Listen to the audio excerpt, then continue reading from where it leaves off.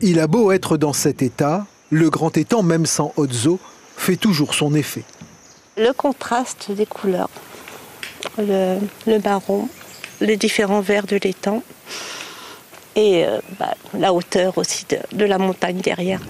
Dégradé de vert, variation de marron, du marron clair jusqu'au marron foncé, terre craquelée, traduisant un recul continu du niveau d'eau. Surpris du niveau de l'eau, je trouve très bas. Donc quel problème il peut y avoir? Un manque d'eau, ça c'est certain.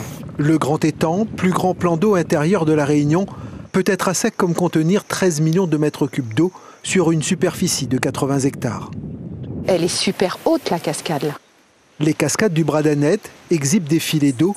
Quant aux nuages, piégés par les hauts remparts allant jusqu'à 700 mètres, ils ont du mal en cette période à s'épancher.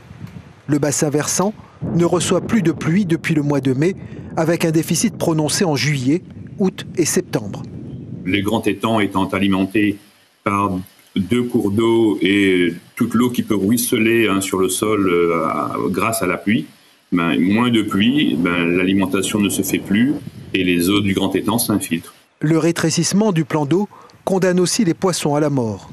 Ici, en moyenne, y tombe 6 mètres d'eau par an.